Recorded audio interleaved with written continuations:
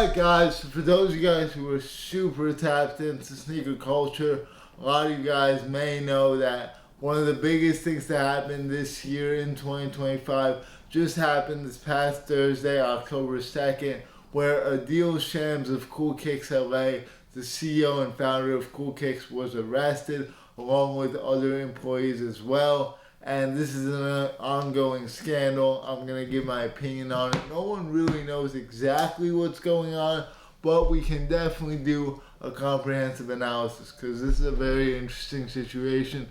You don't really have this too often in sneaker culture. And CoolKicks LA is pretty much the OG sneaker store. Ever since I got into the game in 2018, 2019, they were already well cemented as the biggest sneaker reseller in Los Angeles by a long shot, possibly in the US, and they even have a global international presence. So them being arrested, like the CEO and also other employees, is actually pretty insane. And a lot of people are talking about this, trying to figure out what's going on, why this happened, and what exactly the future holds. Did somebody swat us? I'll be back, chat. Is it really? Is it a prank? No. The video, I'm going to put it in, is basically just Adil, the CEO, being on a Whatnot live stream. Whatnot is basically a platform where you sell shoes, usually for lower prices, and he basically does this to give back to the fans. So he'll sell like a pair of Panda Dunks for $38 or something ridiculous like that.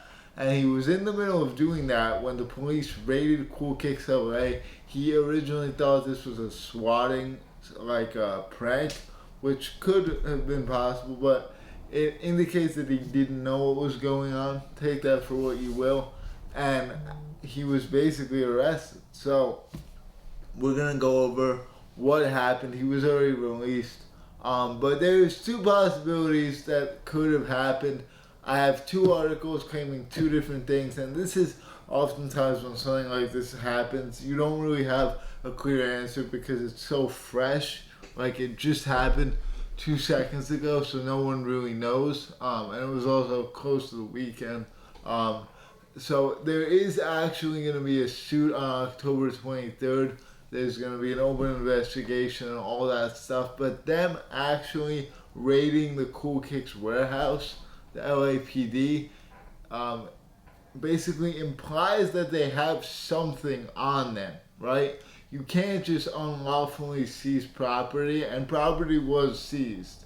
We don't know exactly what the property is, but either shoes or clothes, right? That's what they sell. So, there's two possibilities. Complex, a very reputable source in the sneaker community, did come out with an article suggesting that there was a felony charge against CoolKicks for fraudulent selling of items, which that would be very interesting if that was the case. Now, this is one possibility, and in that possibility, there's also two different possibilities within that possibility, if that makes sense. One, they just recently got a fraudulent batch of sneakers unbeknownst to them, and they essentially got scammed by a seller, which is definitely possible. You know, when buying in bulk, it's possible to make an error. It's possible to get one upped or get one held over you by someone who doesn't have the best intentions at heart. So that is one possibility. The second possibility is much darker and more damning of Adil Shams and the rest of the CoolKicks team, that they were complicit and involved in a fraudulent scheme selling fake shoes. You know, StockX got caught selling fakes. I think that was somewhat of a malicious situation, and they knew it was happening. We're going to get into what I think about this one. So that was the Complex article. I'm going to pop it up right here, what that article said about the situation.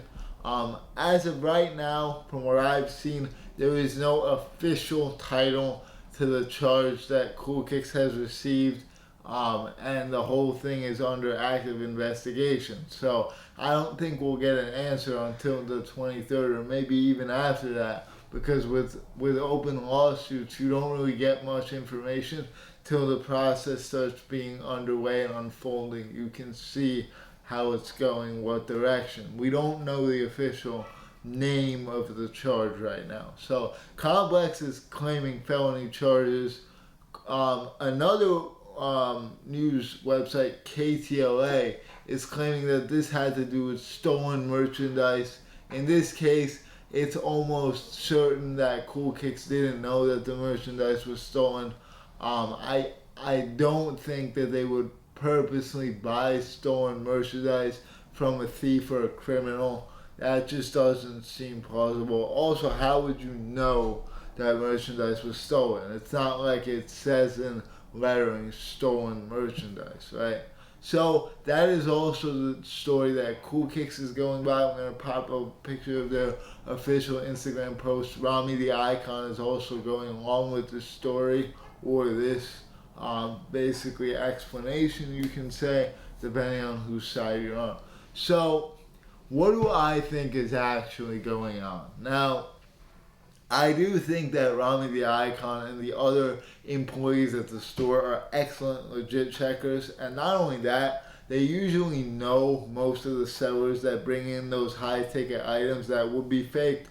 For example, Shrish Bhatia, he's a big seller at CoolKicks. I met the guy, he runs a legitimate platform. I have no doubt about guys like Shrish, Max, Ryan, those high ticket sellers that come in person and sell the product. So I don't think this has anything to do with any of the employees of CoolKicks itself. I think what this could be is some sort of behind the scenes back end big warehouse deal where, let's say, a deal pays out 200 pairs of pandas, and he might have either gotten scammed in this case, or he might have just decided that it's so close to the authentic pairs that they'll never find out. I'm just speaking off the dome here. When there's some sort of allegation like this and Complex is adding some sense of legitimacy to it, it definitely needs to be investigated with an open mind. So, yeah, the other thing people were saying that this could be regarding the clothing that CoolKicks is selling being fraudulent potentially. We don't know exactly if this is regarding shoes or clothing. They definitely sell more shoes, but clothing is very easy to fake as well. Stuff like Gucci, Chrome Hearts, that stuff is easily fakeable too. And there's a huge market for fakes in pretty much any apparel avenue and sector within every piece of clothing that you have. The expensive stuff is fakeable, or anything is, but there's more incentive to fake the expensive stuff. And in these big deals, let's say people were getting fakes of the pandas for $30 a piece, and a deal is paying $60 a piece and selling it for $100 a piece. That's big money right there. 100 pairs, that's $40,000. So there's definitely incentive to do this for sure. So I wouldn't say this is a completely baseless claim that just has no merit whatsoever. They have been accused in the past. Do I think that they were selling fakes? It's possible, but I would lean more on the side of saying no, they weren't. They said this has nothing to do with fraudulent items. I'm inclined to believe them just because if they were selling fakes, I don't believe that it would take 10 plus years for the LAPD to figure that out and get some sort of evidence on it. I don't really think that's how businesses work. You can't stay in business that long. But then again, there was the Zeta Kicks situation, which was different though, in which basically there were pre-orders for shoes going on that were sold at lower rates than what the retail was, and people were buying in bulk and selling them once they got them in hand. Zeta got busted completely. That whole thing was a scam. Now, that is much more sus sounding I would pretty much assume that's a scam right off the bat. Because where are they getting the shoes, right? Who is he paying to give them under market shoes before the release date? It just sounds too good to be true.